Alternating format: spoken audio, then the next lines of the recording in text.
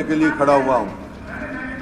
मैं इसकी चर्चा करूं उससे पहले दिल्ली बॉर्डर पे 250 किसान जो शहीद हो चुके हैं। मेरा ये कहना है कि पहले आप प्रस्ताव जो है पढ़ दीजिए, जो आपने प्रस्ताव रखा है। अध्यक्ष महोदय, मैं प्रस्ताव करता हूं कि हम श्री मनोहर लाल मुख्यमंत्री के नेतृत्व वाले हरियाणा मंत्रिमंडल में अपना अविश्वास व्यक्त करते हैं। अब प्रस्ताव प्रस्तुत हुआ कि हम श्री मनोहर लाल मुख्यमंत्री के नेतृत्व वाले हरियाणा मंत्रिमंडल में अपना अविश्वास व्यक्त करते हैं। अब आप अविश्वास प्रस्ताव पर बोलना शुरू करें। अध्यक्ष महोदय, अविश्वास प्रस्ताव पे पहले मैं बोलना शुरू करूं उससे पहले दिल्ली के बॉर्डर पे मिनट बता दो 250 से ज्यादा किसान शहीद हो गए। वो कौन है किसान? उनके भाई, उनके बाप हमारी सीमाओं पर रक्षा करते हुए शहीद हुए और वो वहां पर शहीद हुए। उनके लिए मैं श्रद्धांजलि अर्पित करता हूं। मैंने शोक प्रस्ताव में ये रखा था, लेकिन मैंने अखबार में ये पढ़ा कि आपने उनके नाम नहीं डाले। हालांकि सबके नाम मैंने टेबल किए थे। एक तो मेरा आपसे आग्रह है उन शहीदों का नाम इंक्लूड किया जाए उसमें सबको। और संवेदनहीनता का तो आपके सामने है। यहाँ इनके मंत्रियों के ऐसे बयान आए हैं, कोई कह रहा है ये तो कुदरती मर गए, कोई कह रहा है पाकिस्तानी है, कोई कह रहा है चीनी है, कोई कह रहा है पाकिस्तानी है और कोई कह रहा है खालिस्तानी है, कोई कह रहा है आतंकवाद है। और मुख्यमंत्री जी ने कहा कि केवल वो तो पंजाब के। तो एक बात मैं पूछता हूं कि केवल पंजाब के हम, कल महिला दिवस की बात हुई, महिला दिवस में बात हुई, मुख्यमंत्री जी ने कहा अरे वो महिलाएं नहीं है क्या जिनकी, जो हमारी बहन बेटियां वहां बैठी हैं, जिनके शौचालय भी, बिजली के कनेक्शन भी काट दिए गए, उससे ज्यादा क्या शर्म की बात है? इस किस्म के बयान आए हैं। मान्यवर, ये जो सरकार है ये बहुमत की सरकार नहीं। 2019 में बहुमत नहीं मिला था भारतीय जनता पार्टी को, लेकिन एक और पार्टी जो है उसकी बैसाखियों पे सरकार बनी। कौन सी पार्टी बनी?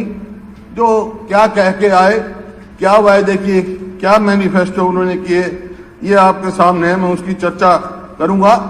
वो पार्टी जो इनको जमुना पार करने की बात कह रही थी, आज यार बन रही है। 175 पार करने की बात कह रही थी, एक जमुना पार करने की बात कह रही थी। आज दोनों कुर्सी के लालच में सहयोगी बने हैं आपके सामने। मैं उप मुख्यमंत्री जी कल बोल रहे थे, दुष्यंत जी, तो उन्होंने एक बात कही, मैं बड़ा हैरान हुआ इनकी बात से। इन्होंने कहा कि चौधरी देवीलाल कहते थे किसानों को समझाया नहीं जा सकता, बकाया जा सकता है। वो मेरे बुजुर्ग थे, बेशक हम राजनीतिक विरोधी रहे हैं, कभी हमने ऐसी बात नहीं कही कि आप उन्हीं के उसमें चल रहे हैं। जितना बहकाने का काम किया है, जो आपके मैनिफेस्टो में आया है, सब बहकाने उन्हीं की पत्तियों पे चल रहे हैं क्या? मैं आपके इनसे पूछना चाहता हूं, उन्हीं का पालन कर रहे हैं। ये सरकार लोगों का विश्वास खो चुकी है, पूर्ण रूप से खो चुकी है। जब ये गांव में हलकों में नहीं जा सकते और हेलीकॉप्टर लेके कोई कैमरा में जाता है, वहां हेलीकॉप्टर लैंड नहीं किया जाता। कोई हेलीकॉप्टर लेके चौटाला में जाता है, ना उचाना में जाता है, वहां हेलीकॉप्टर नहीं लिया जाता। तो आज का हरियाणा की सरकार की क्या स्थिति है? इतिहास आपने पढ़ा होगा अध्यक्ष महोदय। इसकी तुलना मुगल का जो आखिरी शासक था शाह आलम की सरकारों से किया जा रहा है। सल्तने शाह आलम अज दिल्ली ता पालम, मतलब दिल्ली से पालम तक ही जा सकते थे वो, वैसे शाह आलम थे। तो आज सरकार की स्थिति है, सरकार मनोहर का सिलसिला आज चंडीगढ़ तक पंचकुला, मतलब 26 तारीख को झंडा फहराने पानीपत नहीं जा सके, वो पंचकुला जाके फहराया। ये स्थिति आज सरकार की है। अरे रोम जल रहा है और निरूबासी बंसुरी बजा रहा है। ये स्थिति आपके सामने है। देखिए, प्रजातंत्र में वाद विवाद, संवाद, समाधान, ये तरीके होते हैं। अध्यक्ष महोदय, हम एक प्राइवेट मेंबर बिल लेके आए, आपने उसको रिजेक्ट किया। मैं पूरा सम्मान करता हूं आपका। आपने उसको रिजेक्ट किया किस बात के लिए कि ये कृषि कानून का जिक्र किया है, ये केंद्र का विषय है और इनका स्टे हुआ है, आपके एम्स ऑब्जेक्ट में लिखा हुआ है, ये लिखा है। लेकिन जो बिल का बॉडी जो है उसमें वो they were not part of bill body. Bill body में क्या था? बॉडी में एक ही था जो एमएसपी, ये भी कह रहे हैं, हम भी कह रहे हैं, यही था कि एमएसपी से कोई भी कॉन्ट्रैक्ट फार्मिंग करे तो या कोई खरीदे, एपीएमसी में अमेंडमेंट लाना था, उसको सजा का प्रावधान हो, यही तो थी एमएसपी की। आपके बहुत सारे साथियों ने कल ये कहा, इनके जेजेपी के विधायक ने कहा कि एमएसपी होना चाहिए। प्राइवेट मेंबर हम लेके आए थे आपके सामने। देखिए अध्यक्ष महोदय, मैं जो है आज कृषि कानूनों की बात नहीं करूंगा, क्योंकि उनकी बात करते ही तो ये कहेंगे तो सेंट्रल एक्ट है। ठीक बात है, सेंट्रल एक्ट की मैं बात नहीं करूंगा। हालांकि एग्रीकल्चर स्टेट लिस्ट में था, अब बदल गया एग्रीकल्चर की डेफिनेशन, उस बात के चर्चा में मिल जाता है। लेकिन तकलीफ मेरे को किस बात की है? आज हरियाणा का किसान क्यों बैठा है? आज क्यों सबसे ज्यादा तकलीफ में, क्यों मेरी बहन बेटियां वहां बैठी हैं? ये किसान अकेले हरियाणा से नहीं है, पूरे देश के किसान उत्तराखंड, मध्य प्रदेश, उत्तर प्रदेश, राजस्थान, पंजाब से आके दिल्ली बॉर्डर पे बैठे हैं, लेकिन किसी ने रास्ते में रोकने का काम नहीं किया। इस सरकार ने, हरियाणा सरकार ने सर्दियों में वाटर कैनन, पीपली में लाठीचार्ज, आंसू गैस, जो सड़क बनाने का काम करते हैं, सड़क खोदी गई। ये केवल हरियाणा सरकार के सिवाय किसी ने नहीं किया। इस वास्ते आज ये सरकार जो है बिल्कुल लोगों का विश्वास खो चुकी है। मतलब पुलिस को बांस की लाठियों की जगह लोहे की लाठियां दी गई। इनको ये समझना चाहिए किसान का सर फालूद का बना हुआ है, लोहे की लाठियों से नहीं फूट सकता है इस किसान का सर। ये मैं आज सवाल ये है, किसान क्यों बैठा है? क्योंकि इन्हीं के वायदे की बात पे, इनके मैनिफेस्टो आप उठा के देखें, एमएसपी का वायदा, जेजेपी के मैनिफेस्टो में यह है, न्यूनतम समर्थन मूल्य की पर फसल खरीदने का मूल्य कानून बनाया जाएगा और फसल की खरीद पर 10% या 100 रुपए प्रति क्विंटल बोनस दिया जाएगा। ना कानून बना, ना 10% मिला, ना 100 रुपए बोनस मिला। बीजेपी का है 2014 में कहा किसानों की फसलों का दाम 50% मुनाफे के साथ दिए जाएंगे। फिर कहा 2019 में हर फसल की खरीद न्यूनतम समर्थन पर खरीद सुनिश्चित की जाएगी। अब कह रहे हैं ये करते हैं, और ये कहा दुगनी आमदनी होगी। दुगनी आमदनी कैसे होगी ये मैं समझना चाहता हूं। बहुत सारे कल हमारे मंत्री जी भी कह रहे थे कि आज ये मेरे पास आपका रिकॉर्ड है, आपका दिया पैडी की बात 2014-15 की लेता हूं। कॉस्ट ऑफ प्रोडक्शन कितनी निकाली गई? 1886 रुपए। और आपका स्टेट ने कितना रिकमेंड किया? 2000 रुपए प्रति क्विंटल। और सीसीपीए कितने मिला? उन्होंने कितना रिकमेंड किया? 1360। एमएसपी कितना मिला? 1360। लागत बढ़ रही है। इसी प्रकार से 2015-16 में लागत 1886 से बढ़कर 1994 हो गई और आपने 2193 रिकमेंड किया एमएसपी, लेकिन मिला आपको 1410। मतलब किसान अपनी लागत पूछने रिकमेंड किया, स्टेट ने 2860 और कितना मिला? 1550।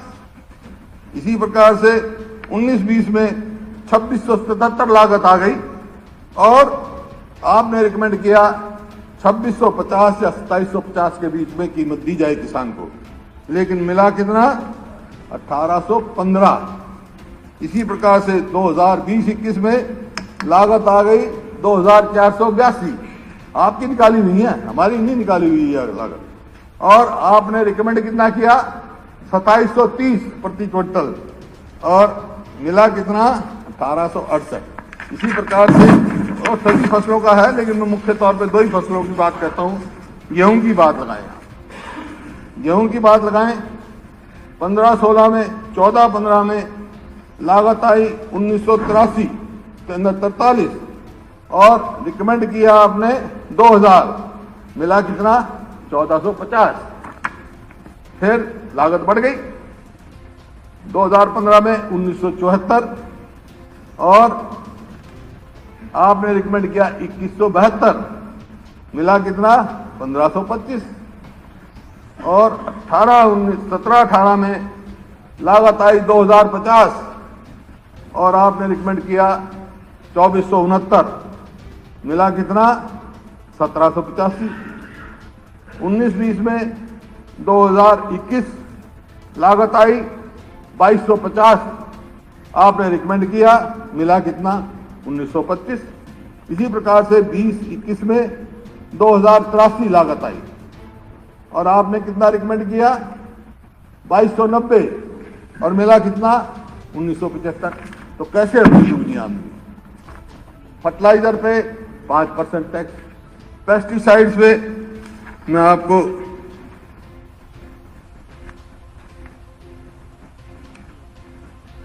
28% तक का टैक्स बढ़ा है। दुगनी कीमत हो गई, लागत बढ़ गई, डीजल कहां से कहां पहुंच गया, लेकिन आमदनी नहीं बढ़ी किसान की। कैसे बढ़ेगी आपकी दुनिया? यह आपका वायदा था और इनका न्यूनतम मूल्य पर फसल खरीद का कहां गया का वायदा। इसी प्रकार से अध्यक्ष महोदय, मैं ज्यादा समय नहीं लूंगा क्योंकि कल बहुत सारी बातें राज्यपाल अभिभाषण में यहां उठी। वो अभिभाषण तो क्या सबको मालूम है कि राज्यपाल क्या कहते हैं। राज्यपाल वही कहते हैं जो सरकार कहती है। हम भी सरकार में रहे हैं। राज्यपाल का क्या है, राज्यपाल के अभिभाषण में अपनी उपलब्धियां और दिशा निर्देश दिखाया जाता है। पिछले साल का राज्यपाल का अभिभाषण पढ़ो और इस साल का पढ़ लो, कोई उपलब्धि नहीं, सिर्फ जो है आपके जो इसमें निराशाजनक प्रशंसा पत्र कह सकता हूं और कुछ नहीं उसमें। तो आपके सामने कहा। फिर कल बेरोजगारी का बड़ा जोर शोर से बेरोजगारी का मुद्दा उठा और उसमें कहा गया कि CMEI तो किसी प्राइवेट उस संस्था की है जिसने कहा कि आज हरियाणा बेरोजगारी में सबसे ऊपर है। ये मैं अकेला नहीं कह रहा, ये तो 5 सितंबर की है, दुष्यंत जी की 5 सितंबर 19 का दुष्यंत जी का है। शर्मनाक आंकड़े, बेरोजगारी के मामले हरियाणा देश में सबसे आगे नंबर 1 पर पहुंचा। मुख्यमंत्री खट्टर एक और तो हरियाणा की नौकरियां हरियाणा से बाहर वालों को दे रहे हैं और दूसरी ओर हरियाणा में बेरोजगारी का आंकड़ा देश में सबसे ऊंची दर 28.7। और आपने कहा NSS का कि 7% का, वो भी मेरे पास आंकड़े 2011-12 में कितना था 2.8 और आपके समय में 17-18 में कितना है 8.6। बेरोजगारी किस तेजी से बढ़ रही? नहीं बता आपकी कही। आपने कहा भाई ना NSS की मानो ना CMI की मानो, इसकी तो मानोगे आप नहीं। आप ये तो मानोगे आप कि पानीपत की चपरासी की भर्ती में आप मत मानो CMI की, NSS की भी मत मानो कि सिर्फ 13 पदों की आपने भर्ती अनाउंस करी थी। कितने आए? 14,871 एप्लीकेशन आई बेरोजगारी का देखा। और उसमें कौन कौन थे? BA, BSc, MA, BTech, MTech करने वालों की बड़ी तादाद युवाओं की बेरोजगारी का ये था। इससे पहले प्रदेश सरकार ने 18,000 ग्रुप D में भर्ती निकाली थी, लेकिन उसके लिए अप्लाई करने वाले कितने थे? करीब 25 लाख। ये मैं नहीं कह रहा हूँ, ये देखिए सारे अखबार बड़े पड़े हैं। मैं हालांकि इसमें ज़्यादा समय आपका नहीं लूँगा। Unemployment in Haryana is highest in the country at 8.8 jobless, higher in state than in Punjab, HP and JK। तो सारे उत्तर भारत में सबसे ज़्यादा बेरोजगारी हरियाणा में है और बेरोजगारी की तरफ कोई ध्यान नहीं इसका सरकार का। आपका आपने वायदा किए आपने वायदा किया पहले कौन से सन में, एंटरप्राइज एंड एम्प्लॉयमेंट पॉलिसी में 15 में क्या वायदा किया, इन्वेस्टमेंट 1 लाख करोड़ से ज्यादा, एम्प्लॉयमेंट 4 लाख से ज्यादा, ये आपने वायदा किया। हुआ क्या? इन्वेस्टमेंट कितनी आई? 24,000 करोड़। ये तो आरटीआई का है फैसला, आरटीआई के है, मैं नहीं अपनी मेरा कोई आंकड़ा नहीं है इसमें, आप निश्चिंत रहो। जो मैं कह रहा हूं आप कुछ निकालो, मैं तो आरटीआई से लिए निकाला हूं। और एम्प्लॉयमेंट कितनी मिली? 32,030 को, ठीक है। फिर ईपीपी 20 आ गया, अब ये आपने फिर दे दिया, ये दे दिया ईपीपी 20। उसमें क्या किया? एम्प्लॉयमेंट 5 लाख की, इन्वेस्टमेंट 1 करोड़। तो मेरा आपसे यही कहना है, साथ में समेट ले जाओ अपने झूठे वायदों को, अगले चुनाव में भी तुम्हें फिर इनकी जरूरत पड़ेगी, ले जाओ, क्योंकि हर बार ये आप वायदे करोगे, साथ ले जाओ। फिर आप देखते हैं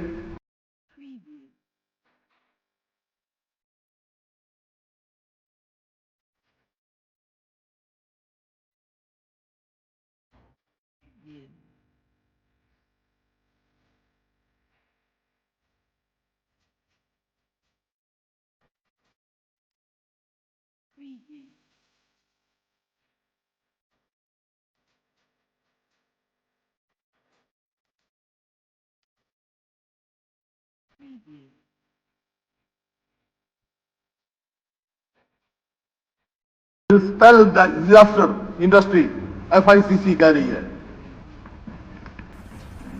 फिर अलार्मिंग डिक्टेट, हिंदू अखबार कह रहा है। बैड जॉब, इंडियन एक्सप्रेस कह रहा है। हरियाणा मैं सैद्धांतिक रूप से खिलाफ नहीं उसके, लेकिन जो 15 से 5 किया है ना, उसके खिलाफ हूं मैं। और 75% सब में करो। हरियाणा में निजी नौकरियों में आरक्षण समझ से परे, निर्मला जी कह रही हैं, ये मैं नहीं कह रहा हूं, आपकी पार्टी वाले कह रहे हैं। इस हरियाणा एक्ट लीगल, ये आपके सामने है, क्योंकि प्रमाण पत्र में जो आपने फेरबदल की। और कल ये कहा आपने, एक तरफ तो सरकार 25-75% की रिजर्वेशन की बात करती है, एक तरफ रेजिडेंट का जो है 5 करता है। ये किसने सलाह दी? कहां से आया ये? क्या इसका मकसद है? क्या इसका डेमोग्राफी चेंज करने का मतलब है हरियाणा के, या जो मूल हरियाणवी हैं उनके हक पर कुठाराघात मारने का है, या जो शेड्यूल कास्ट हैं, बैकवर्ड क्लास हैं, एक्स सर्विसमैन हैं, स्पोर्ट्स पर्सन है जिनका कोटा है, उनको ज्यादा कॉम्पिटिटिव उसमें डालने का वो है।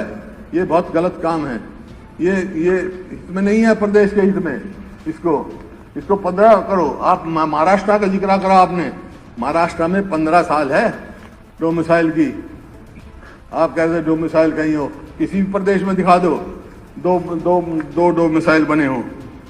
कानून व्यवस्था की बात लो अध्यक्ष महोदय, कानून व्यवस्था जो है, अपराध के आंकड़े आपने कहा 19 में 20 में कम हो गए, 19 में कम हो गए कोरोना में, लेकिन क्राइम रिकॉर्ड का डाटा जो है मुताबिक 19 में 1066 हत्याएं हुई, 1653 रेप हुए, 193 गैंग रेप हुए, 818 हत्याएं की कोशिश की गई, 3513 अपहरण हुए, 1886 बच्चों के खिलाफ अपराध हुए।